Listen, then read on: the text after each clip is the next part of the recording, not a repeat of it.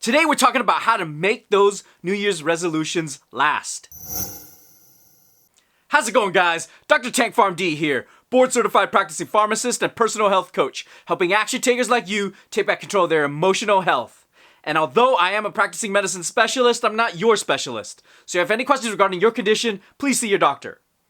Don't forget to click like and subscribe to get the latest updates on the newest videos. Let's get into it.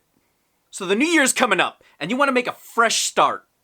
You want to be a new version of yourself. But these resolutions don't last very long. Probably by February, you've given up on them and probably even forgotten about them. A lot of places will tell you what resolutions you should make for the new year, but not many of them will tell you how to make them last. But first, what is a resolution? According to the Oxford Dictionary, a resolution is a firm decision to do or not do something. The key word here being firm.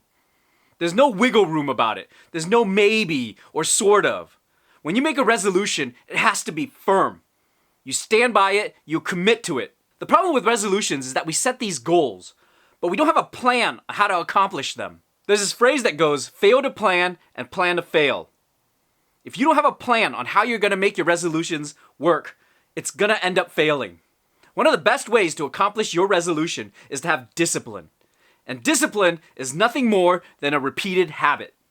Your habits define almost everything you do on a daily basis. Take, for example, brushing your teeth.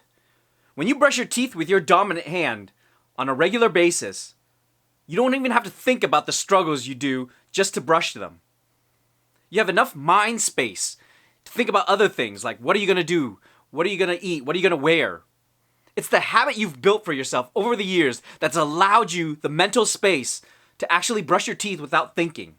Now, on the other hand, no pun intended, if you were to brush with your non-dominant hand, it is a painful struggle. You have to consciously think about how you're going to approach it, and you're going to have to physically move there. The mental space that it takes increases largely. Your mind is so occupied with brushing your teeth, you can't even think about anything else. That's because you don't have the habit built into you on how to brush with your non-dominant hand. Now, anybody who's had an injury on their dominant hand realizes how hard it is to struggle with your non-dominant hand. Now, recently, I got injured on my dominant hand.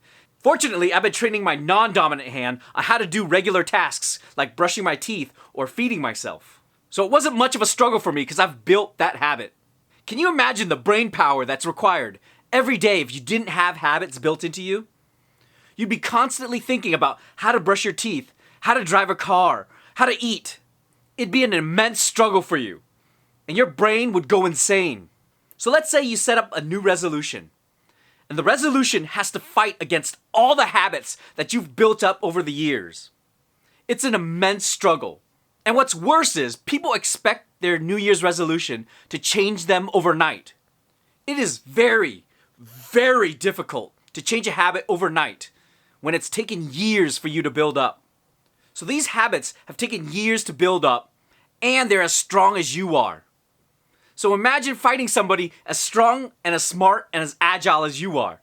It's going to be a very difficult fight, and it's hard to say who's going to win. So how do you accomplish this large goal of yours over the next year? There's a metaphor that asks, how do you eat an elephant? One bite at a time. What that's saying is, you have to set these tiny goals for yourself in order to accomplish the big goal. So let's say your resolution is to lose 30 pounds. That is a massive goal. You have to eat healthier, you have to change your diet, you have to work out more, you have to incorporate it into your schedule. This isn't just one goal. This is a ton of goals along the way. You can't expect this one goal to be accomplished on New Year's immediately. What you gotta do is you gotta break down the goal into smaller ones. So let's say your goal is to lose 30 pounds. But if you break it down, it's to eat healthier, it's to work out more, it's to live a healthy lifestyle, it's to snack less. So what you want to do is take the first month and accomplish one micro goal. For example, let's say you want to do cardio 10 minutes a day while you're watching TV or watching Netflix, and then that's it. Just 10 minutes of exercise every day. Do that for 1 month and you build a new habit. It shouldn't be a difficult obstacle if you were going to watch TV anyways. Might as well make use of 10 minutes of it. That's not even an entire episode. So let's say for the next month, You want to incorporate one salad every day. Have that for lunch. After 30 days of doing that, you have two major life changes. Not only do you work out every day, but you're eating healthier. And after 12 months of building a new habit every month, you start accomplishing these large lifestyle changes in bulk. These little changes start building up and gaining momentum and turning into these massive changes. That's why it's important to take your resolution and break it down into small, accomplishable goals. You don't want to make one change overnight. You want to make it a process for changing throughout the year to make it a lot easier for you. So there you have it, guys. One of the biggest ways to accomplish your New Year's resolutions.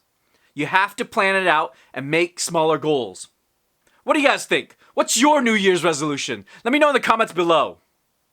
If this video has been helpful, please share it with a friend. If you're struggling with your emotions and want the tools to take back control of your emotional health, check out the Emotional RX program down below.